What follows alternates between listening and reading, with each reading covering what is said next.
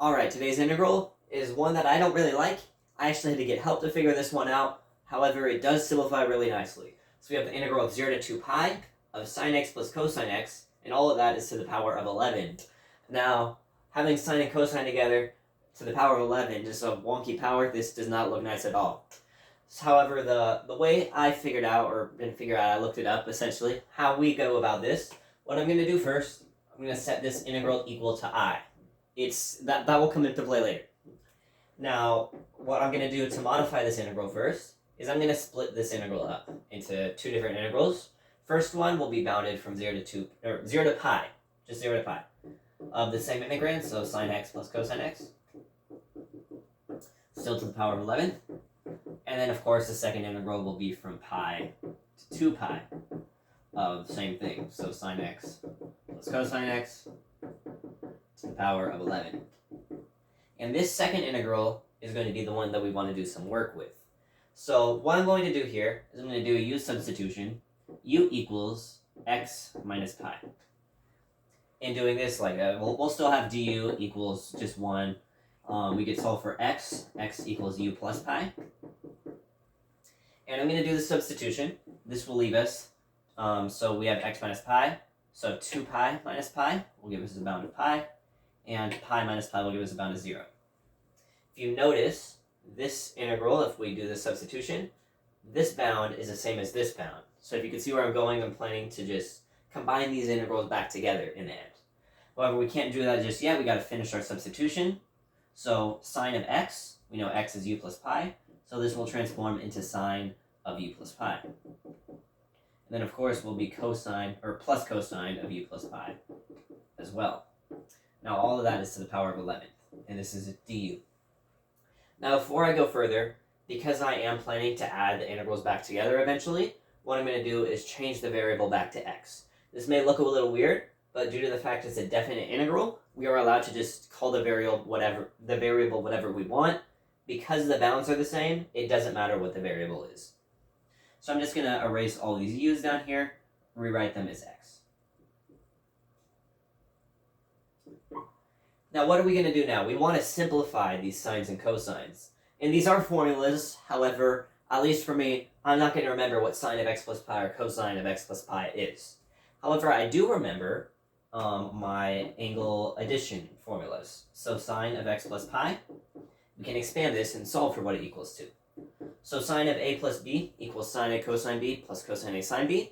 So using that formula, sine of x plus pi will be sine x cosine of pi plus cosine x plus, not plus, over here, this is a sine of pi, multiplied by sine pi.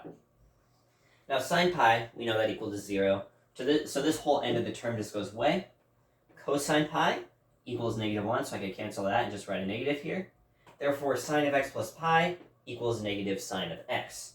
So I'm just going to write, just erase this right now, and we'll write that this equals negative sine of x. Keep that in mind. Before I substitute that back, I'm going to do the same thing with cosine.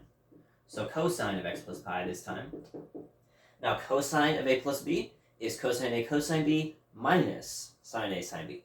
So using that with our terms, so cosine x plus pi will be cosine x cosine pi minus sine x sine pi.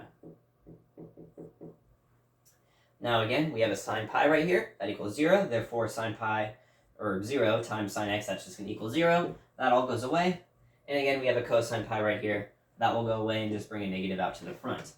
Therefore, cosine of x plus pi will also equal just a negative of itself, so negative cosine of x. So it looks like sine of x plus pi is negative sine x, cosine x plus pi is negative cosine x. And this is actually going to be very beneficial to us. So plugging that back into this integral, we have the integral from 0 to pi of negative sine x plus, or not plus, my bad, minus cosine of x. And that's still all to the power of 11 dx right here. Next thing I want to do is I'm going to factor out this negative. And as well as factoring out the negative, we'll have that -1 times sine x plus cosine x. But negative 1 to the power of 11th, that's an odd power. So we just bring that out. That's still going to be a negative 1. I'm going to bring it outside of this whole integral. So that will be negative integral from 0 to pi of sine x. The horrible s I drew. Let me just rewrite that. Integral of sine x plus cosine x. And still all to the power of 11th. Now remember where this integral came from. That this integral was us modifying this integral up here. But they're still equal to each other. Therefore, I, which is this integral plus this integral, is the same thing as this integral plus this integral down here. Notice that this first integral, this one, is exactly equal to this one. However, this one has a negative sign in front of it. So therefore, if I equals this plus this, but this is the same as this one, that means that I equals this minus this, because it's negative out front. And it's the same thing, so essentially like a minus a equals 0. This integral minus this integral equals 0. Therefore, I equals 0. But remember, I is our original integral. Therefore, this integral we were solving up front, at the top, that just all equals 0. So it's a bit wonky trying to track where everything comes from, having to label the original integral I. But I think I like how it simplifies down all nicely into just being 0 for such an ugly looking integral.